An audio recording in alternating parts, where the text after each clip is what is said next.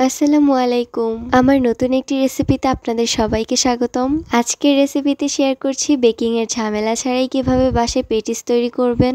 আজকের এই পেটিসগুলো শুধুমাত্র তেলে ভেজে তৈরি করা হয়েছে, আর আমি কিন্তু এই পেটিসগুলো ডিম দিয়ে তৈরি করেছি। তো আর দেরি না করে চলুন আমরা এবার রেসিপিটি দেখে আসি।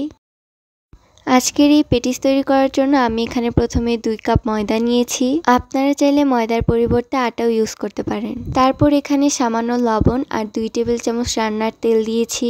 এখন সবকিছু খুব ভালো করে মিক্স করে নিব। সবকিছু মিক্স করার পর এখানে অল্প অল্প করে নর্মাল পানি দিয়ে সফট একটি ডো তৈরি করে নিব। তারপর হাতে একটু তেল লাগিয়ে ডোয়ের উপরে মাখিয়ে নিব।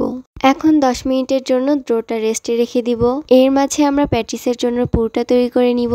চুলায় একটি হাঁড়িতে পরিমাণ মতো রান্নার তেল দিয়ে এতে 1 কাপ পরিমাণ পেঁয়াজ কুচি দিয়েছি। এখন পেঁয়াজটাকে একটু বাদামি করে ভেজে নিব। এখন এতে দিয়েছি 1 চামচ আদা রসুন বাটা। এখন এতে 1/4 চা চামচ করে দিয়ে দিচ্ছি গরম মশলা, মরিচের গুঁড়ো, হলুদের গুঁড়ো আর ধনিয়ার গুঁড়ো। এখন এতে দিয়ে দিচ্ছি 2টা ফ্যাটানো ডিম। ডিমটা অল্প অল্প করে দিব আর অনবরত নাড়তে থাকবো। তারপর এখানে আমি স্বাদ অনুযায়ী লবণ দিয়েছি। এবার এতে একটি স্বাদের মশলা দিয়ে দিয়েছি। সবকিছু খুব ভালো করে মিশিয়ে নিব। তারপর চুলা থেকে নামিয়ে ঠান্ডা করে নিব।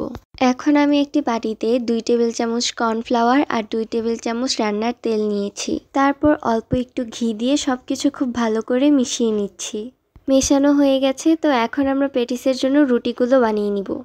ছোট একটি ড্রো নিয়ে এভাবে করে বেলে মোট 5টা রুটি বানিয়ে নিচ্ছি। আর অবশ্যই রুটিগুলো একদম পাতলা করে বেলে নিতে হবে। রুটিগুলো যদি পাতলা হয় তাহলে পেটিসও অনেক বেশি সুন্দর হবে। এবার আমি এখানে একটি রুটি নিয়েছি। এখন আগে থেকে যে তেল আর কর্নফ্লাওয়ারের মিশ্রণটি তৈরি করে রেখেছিলাম সেটা এর উপরে দিয়ে ছড়িয়ে দিচ্ছি। এবার এর উপরে একটা একটা করে রুটি দিয়ে দিচ্ছি। এভাবে করে আমি মোট 5টা রুটি একসাথে করে নিয়েছি। এখন সবগুলো রুটি একসাথে করে এভাবে ঘুরিয়ে ঘুরিয়ে রোলের মতো করে বানিয়ে নিতে হবে। এখন যতগুলো পেটিস বানাবো ওইরকম সাইজ করে কেটে নিতে হবে। কেটে নেওয়া হয়ে গেছে, এখন পেটিসগুলো বানিয়ে নিব। আলতো হাতে বেলে পাতলা ছড়ানো একটি রুটি বানিয়ে নিব। আবার অত বেশি পাতলাও না, অত বেশি মোটাও না। এখন এই রুটিটাকে স্কোয়ার শেপ করে কেটে নিতে হবে। এবার আগে থেকে যে পুরটা বানিয়ে রেখেছিলাম সেটা এর মাঝখানে দিয়ে দিব। এখন এভাবে করে খুব ভালো করে সিল করে দিতে হবে, যেন পেটিসগুলো ভাজার সময় কোনোভাবে ভেতর থেকে পুর বেরিয়ে না আসে। এখন পেটিসগুলোকে ভেজে নিব। চুলায় আগে থেকেই মিডিয়াম আঁচে তেল গরম করে রেখেছিলাম। এখন এই তেলে পেটিসগুলো ছেড়ে দিব। কিছুক্ষণ পরেই তেলের উপরে পেটিসগুলো এরকম ভেসে উঠেছে। এবার এই পেটিসগুলো এপাশ ওপাশ করে খুব ভালো করে ভেজে নিব। পেটিসগুলোর কালারও এখন চেঞ্জ হয়ে গেছে। এখন সবগুলো পেটিস চুলা থেকে নামিয়ে নিব।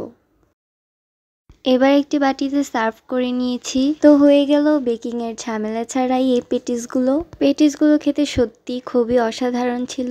বিকেলের নাস্তা হিসেবে এই পেটিসটাও রাখতে পারেন। যেহেতু বেকিং এর কোনো ঝামেলা নাই, খুবই সহজ, তাই বাসায় একবার ট্রাই করতে পারেন। তো এরকম দারুণ দারুণ রেসিপি পেতে অবশ্যই আমাদের ইউটিউব চ্যানেলটি সাবস্ক্রাইব করে রাখুন, সাথে আমাদের ফেসবুক পেজটিকেও ফলো করে রাখুন। আজ এই পর্যন্তই, সবাই ভালো থাকবেন। আল্লাহ হাফেজ।